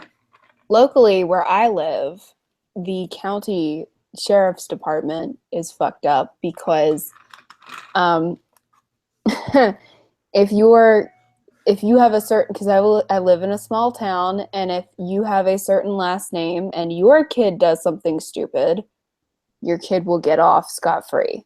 So it's not even a racial thing sometimes. Sometimes it's just a stupid small town politics thing. Yes, exactly. And that's what it is here. It's small town politics. And small town politics is... See, here it's the opposite. If you have the wrong last name, you cross the street wrong and you're going to jail. And I've seen it happen with people I know. Yeah, I haven't seen that happen, but what I have seen happen is like somebody has the right last name and it's like they get in trouble for doing something, and it's like some sort of like serious vandalism or even theft and stuff like that. Then they just get off because they have the right last name, or their parents are good family friends. Oh yeah. With the sheriff for like ever and ever, and they're all cousins and shit. Like, so nobody gets in trouble for anything until, unless you're in the wrong part of, unless you have the wrong last name. Somebody asked what part of Atlanta I live in. I'm not answering that. Yeah. We will not answer questions that docs, guys. Um, from my point of view, I'm a little bit older than you guys, and like I've said this many times. When I was preteen to teen years, I think we were actually on the verge of Martin Luther King's dream. I really believe we were. You're never going to stamp out all racism because idiots exist, but we were so close. And then it became all about skin color. And in ever since Obama was elected, literally everything he did, if anybody opposed it, it was just because he was black. And I fucking hate that. Were there people who opposed him because he was black? Sure. You know what? Now that you say that, I actually asked this question in one of my sociology classes, because she was like, people opposed Obama because he was black. And so I said, I asked this question directly, and I think it was recorded. I said, so could you disagree with him and it not be about race? And she said, well, I think to some degree you can, but at the end of the day, there's going to be a racial component no matter what you disagree with. See, and that is such bullshit. That is what happened with PC culture, which led us into social justice culture. The idea that you cannot disagree with a man because the color of his skin, without it being about the color of his skin, is fucking retarded. Obama, his signature thing, the Obamacare, is exactly why the Republicans won Congress in 1994. It was because of Hillary Care and the idea of government taking over medicine. And the Republicans had not controlled Congress for 48 fucking years before that. And people were so opposed to the notion of government health care that they gave them control of Congress. And they've held it for most of the time since. It had nothing to do, okay, I don't want to say nothing to do because hashtag some racists exist. The majority of people didn't like it, didn't like Obamacare, the same as they didn't like Hillary Care. It had nothing to do with the fucking color of his skin. And that push, the push to make everything that Obama did about race was horrible. And he helped push it. He should have stood up at the beginning and said, no, there are people who don't like the policies, and it's okay. It has nothing to do with race. We have the history to fucking show it. Republicans have always criticized Democrats. Men, women, black, white, doesn't matter. Just like Democrats have always criticized Republicans. That whole fucking, I don't blame Obama for it. I blame the left, the PC left, for making things worse under Obama by making every criticism of his policies about his skin color. Real quick, for the little donation earlier from Jonakai, I had to get clarification because I thought that they'd made a mistake about certain Egyptian deities, but this broadcast is brought to you by Set Brand Cat Toys. Nothing makes a pussy playfully purr perpetually than Set Brand jingle balls and catnip laced yarn. Treat your cat like a god. Give them Set. Nice. Right. And SDA's reaction was fucking priceless. Oh, too bad I didn't have her presenting. Oh, you should. Were you watching? No, I was reading my script. Her eyes got all big. Yeah, it was great. That was awesome. You should present me when you read ads, because I usually. Oh, okay, good. It's usually interesting. Yeah, good tip. But yeah, that's all I had to say about that. And unless anybody else did, I'm ready to move on. Guys, please smash that like button like a monkey on a midget. Oh, Jesus. Yes, so we are at the bottom of the hour with just a little under 30 minutes left until Monkey's bearing stream begins.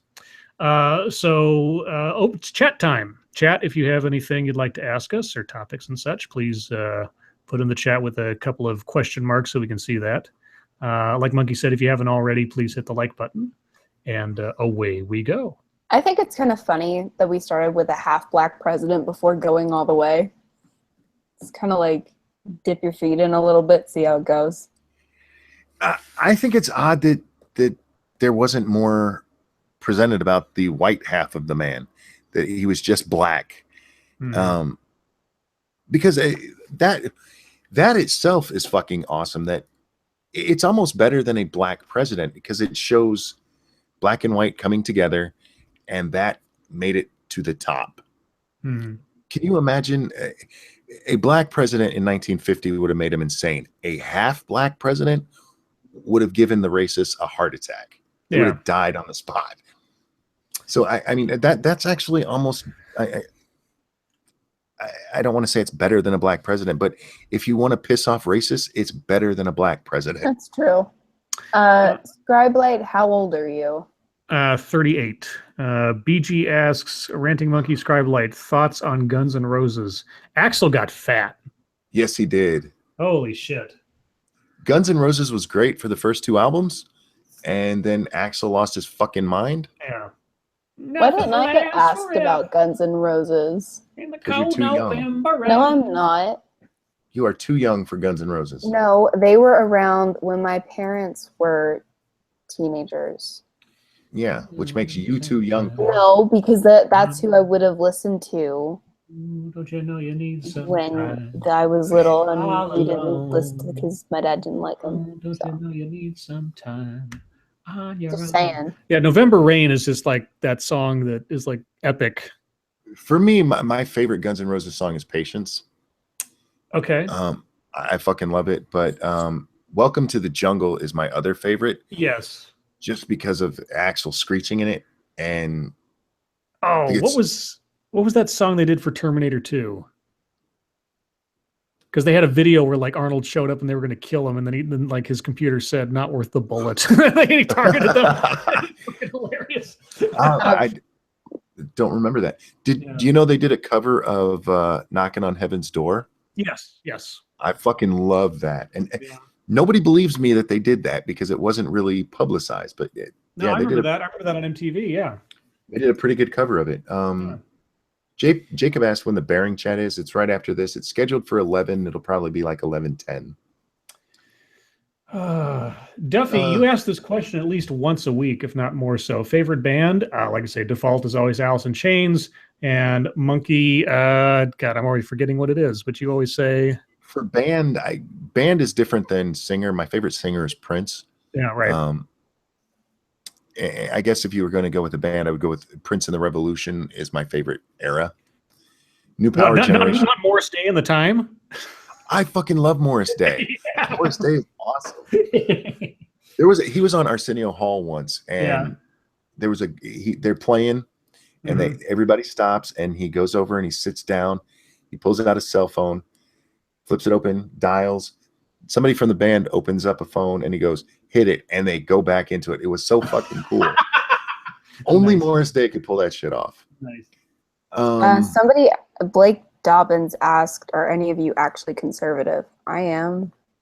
I'm mildly conservative. I'm very conservative when it comes to fiscal policy. I tend to be conservative on military policy, and I am pretty liberal on social policy. I don't give a fuck what you do with your own time. Yeah, I'm fiscally conservative, socially liberal, but I never ever considered myself, as politically speaking, conservative. I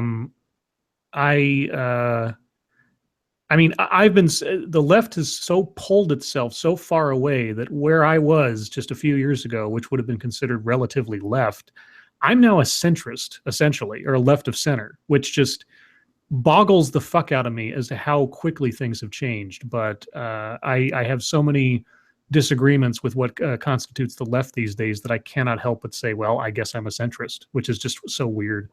Yeah, like I'm not conservative on social policies. I do lean more conservative personally on social issues, if that makes sense. So like, not I want you to be forced to do it, but that makes personally, sense, yeah. Well, because sometimes when I say that, people are like, "You hate the gays," and I'm like, "That's not what I said," but okay. So. No, that makes sense because there's a lot of things that I disagree with that I would not do personally. That I am, for me, marijuana is one of these issues. I have no intention of ever smoking. I don't use, but I think it should be legal. Yep.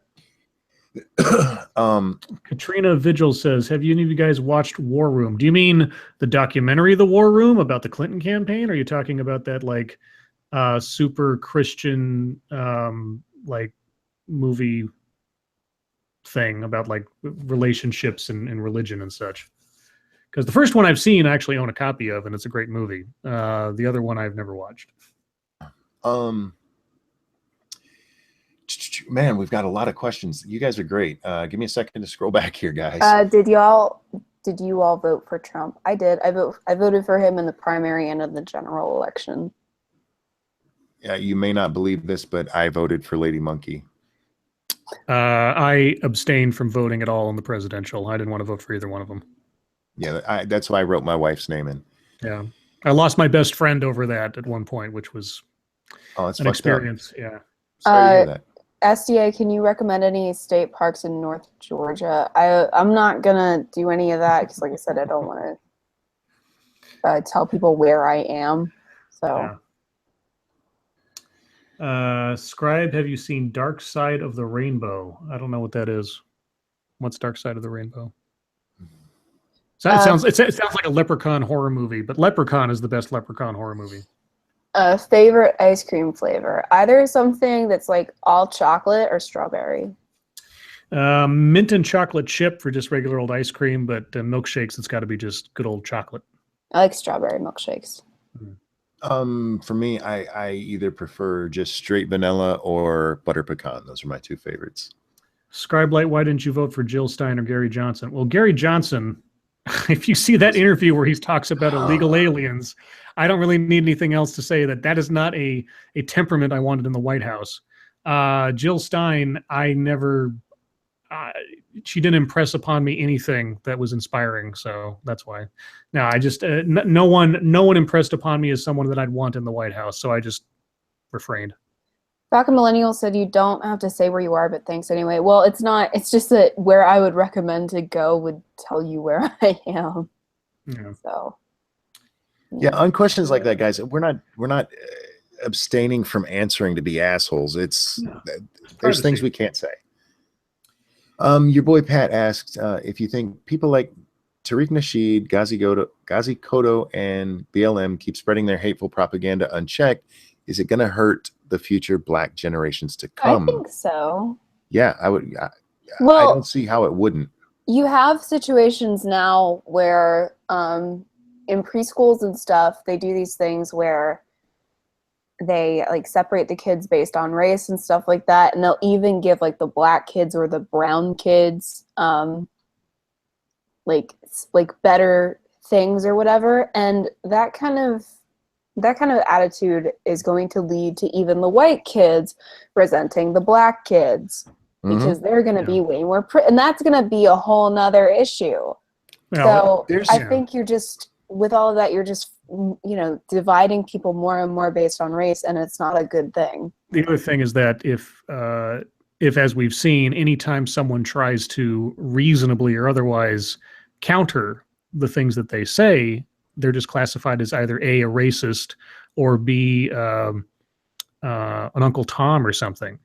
Then you just set up those barriers even further. Real quick, Timothy Seelbeck, isn't Dark Side of the Rainbow the mashup of Dark Side of the Moon and Wizard of Oz? I guess so. I guess it is. I've never seen it or watched it that way. Timothy, did you have an ad or a product, I should say? There was a great documentary. I don't remember the name of it. I apologize for this, but I saw it in one of my many training sessions I've been in my life. It was done in the 50s or 60s. I can't remember which, but there was a teacher who had an all-white classroom, and she separated them by eye color the first day. I remember this. And she told them that the people with, I think blue eyes was the first one. People with blue eyes were better than everyone else. And the way that the kids responded was just fucking insane. The kids with the blue eyes actually started acting like they were better than everyone and treating them like treating other people like shit. Yeah, it's like the Milgram experiment almost. Yeah, and then the next day she switched it up, and I thought it was a really great experiment. And the problem is Now it's being done for real. Yeah. They're like the thing that SDA was just talking about, where black or brown kids are given special treatment and white kids. That doesn't help. That doesn't. These kids didn't go through the 1950s, so they didn't live this privileged life you think they have. And you're not doing it as a thought experiment. You're doing it to punish the little white kids. That's retarded, and it needs to stop. Yeah. We're getting a lot of music questions today. Favorite genre of music?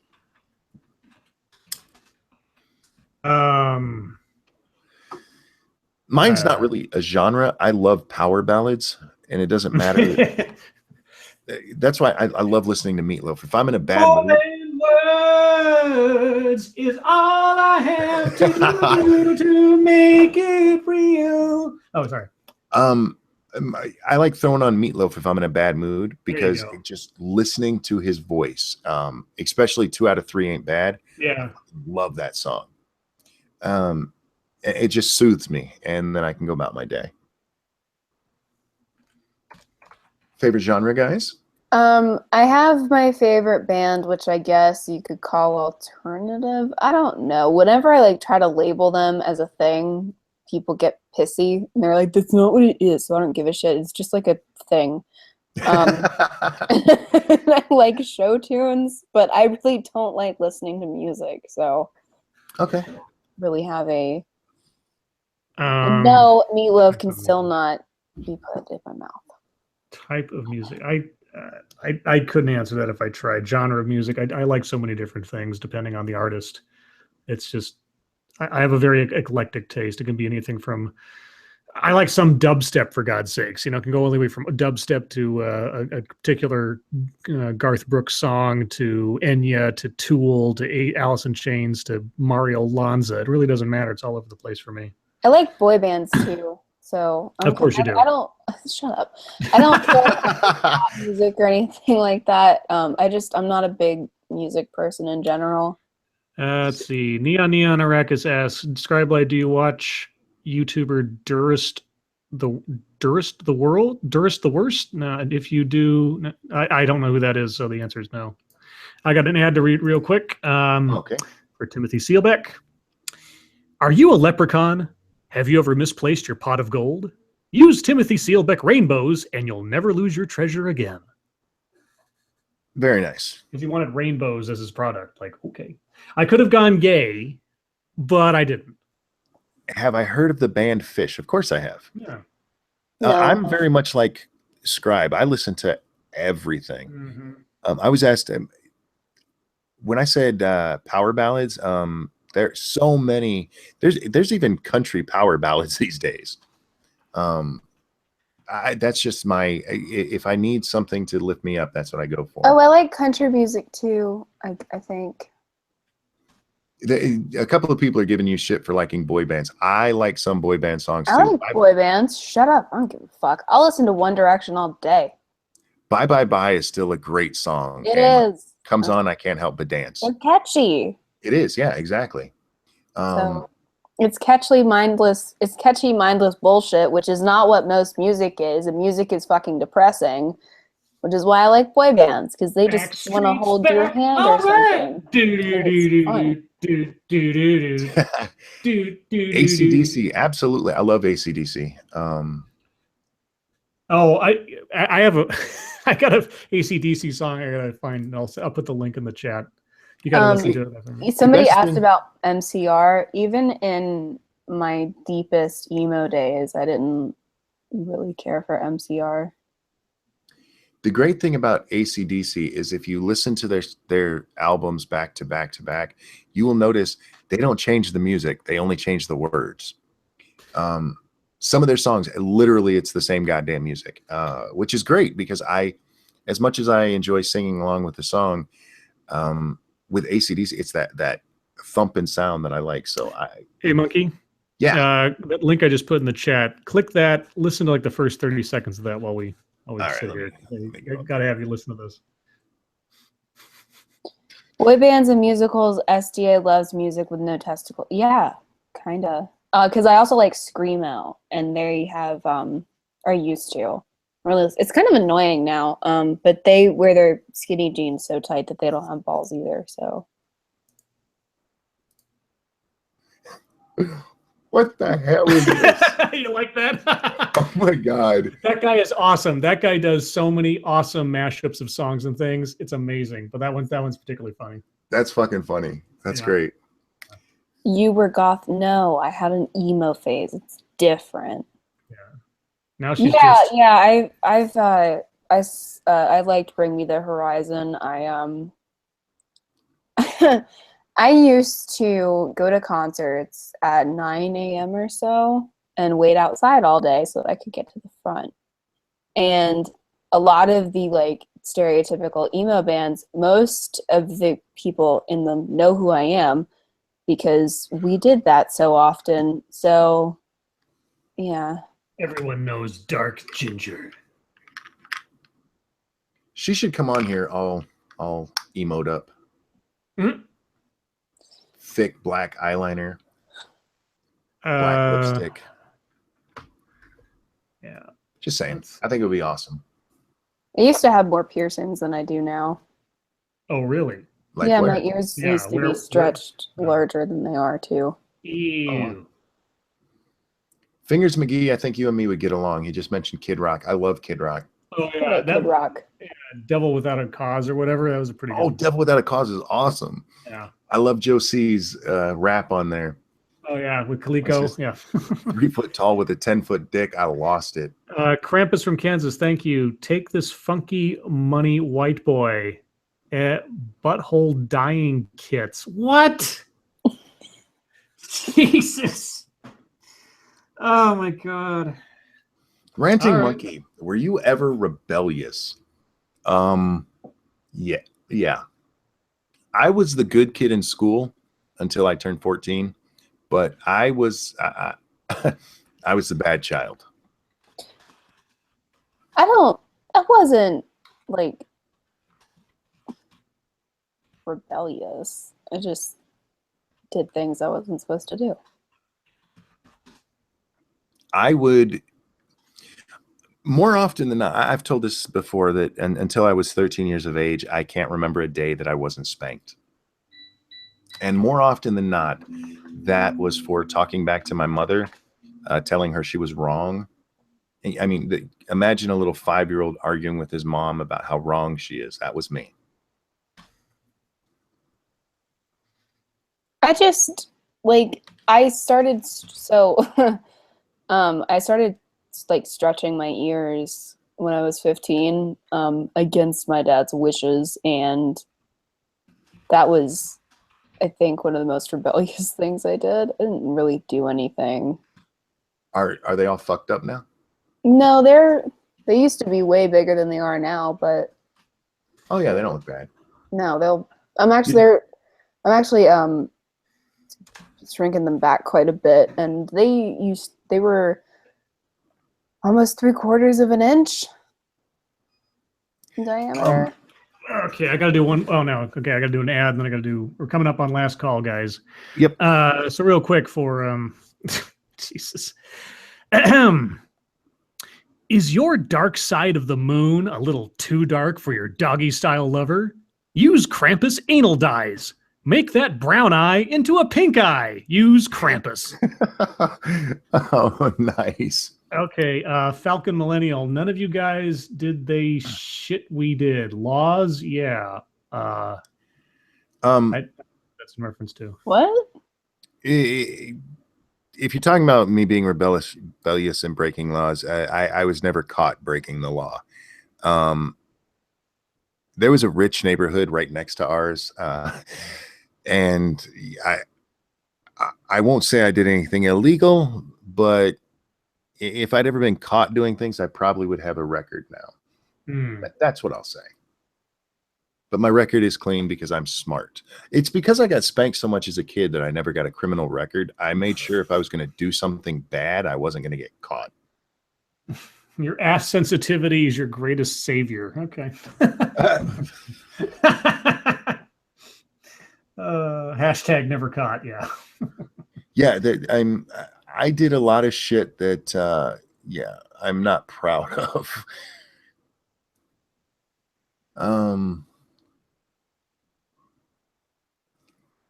Let's see. God, man, you guys are awesome tonight. You're throwing all kinds of stuff at us.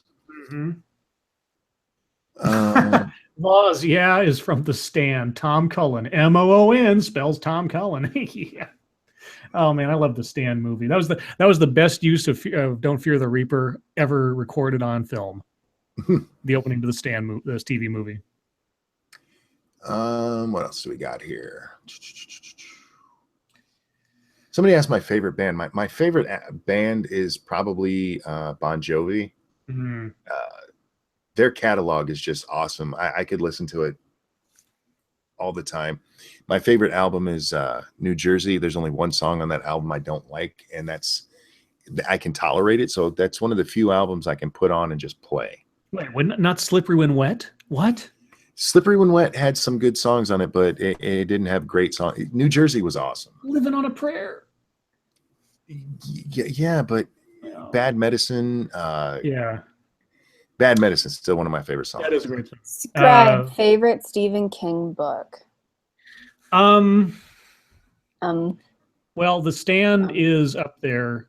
I do like Needful Things though. So it's but The Stand is just such an epic, excellent book, and it really deserves a mini series or something, an updated mini series. I mean, the TV movie they did back in the early 90s wasn't bad at all. I mean, for what it was, but it was, network ABC television. So there's only so much they could do. Although Jamie Sheridan made a really good Randall Flagg. I'm not so sure how Matthew McConaughey is going to do in this Dark Tower sequel. By the way, they have confirmed the Dark Tower movie is a sequel to the books. It's not a adaptation of the books, which I don't know how much more that's going to confuse people who've never read the Dark Tower. But anyway. I'm not going to lie. The trailer for that makes me want to see it. Okay. Speaking of books, a couple of you have asked if Mara and I are going to do another book club stream, and we just haven't because she's been so busy with work and with getting ready for the baby. But I think this weekend we're planning on doing another one about Moon Cult, which is the first book in the Mercy Thompson series. So if you want to hear me say good things about something, which is very rare, we'll just keep you guys updated. So to the people who think I'm ignoring them in chat, I'm not. Things are just flying so fast. I apologize if I've missed anyone. Let's see. We have Kelvin 3 minutes left. So yeah, Kelvin asked Scribe Blade favorite Tool song. Probably 46 and 2. There's a couple off of Opiate that I like that I forget the names of off the top of my head, but yeah, 46 and 2 and Sober are there. God, there's so many good songs. Of course, a lot of their stuff starts to bleed together into sounding much like itself after a couple albums. And I really like Perfect Circle, at least the first album or two. But yeah. Have I read a Tom Clancy? I think so. Oh, I've read lots of Tom Clancy. I think so. Yeah. 2-minute warning, everybody. 2-minute somebody warning. asks, well, what is the most inspirational thing you've ever heard? They may have said inspirational quote. Let me see. Most inspirational thing? I don't. Inspirational quote. Inspirational quote. Yeah, I'm not that. Um, I'm not into inspirational stuff. Really? The one that comes to mind more often, and maybe that's ironic for that, is the opening to the Call of Cthulhu regarding there is no more horrifying thing in the world, I think, than the inability of the human mind to correlate its own contents. I'm paraphrasing there because I don't quote it exactly. And that whole opening first paragraph or so of the Call of Cthulhu is an amazing little treatise on the dangers of knowing too much. And I just thought that was interesting. Yeah, I guess it's probably not surprising that I'm a very optimistic person, but inspirational shit makes me want to vomit, and I think it's a bunch of horse shit. So I can't think of any at the moment. There's so many great ones, and my mind is just running together. I do apologize for that. Somebody said that I should read more horror novels. I don't like horror stuff. She gets scared easy. No, I don't get scared easy. I just don't like it anymore. It reminds me of being depressed, and I don't like being reminded of being depressed. All right, everybody, we're coming up on the end here. So do remember that Monkey will be streaming with Bearing in the short future, like next 15, 20 minutes or something on his channel. So go check that out. We will be on SDA's channel tomorrow. Is that it? No, Monkeys. No, Monkey's channel. I apologize. Monkey's channel tomorrow, 9 p.m. Eastern, 6 p.m. Pacific. If you have any news stories you'd like us to take a look at, please, by all means, tweet them to us with the hashtag MSSNews. And I think that's all the big stuff. Did I miss anything? Nope, I think that's everything. Okay. Well, hey, everybody in the chat, thank you so much for coming out tonight. Thanks for joining us. Appreciate all the questions, the donations. And if you haven't already, by all means, hit that like button. Monkey, SDA, thank you for joining me as we do every night. And my life makes me kind of sleepy. I'm going to go take a nap. So see you guys tomorrow, guys. Bye, guys. Bye, guys.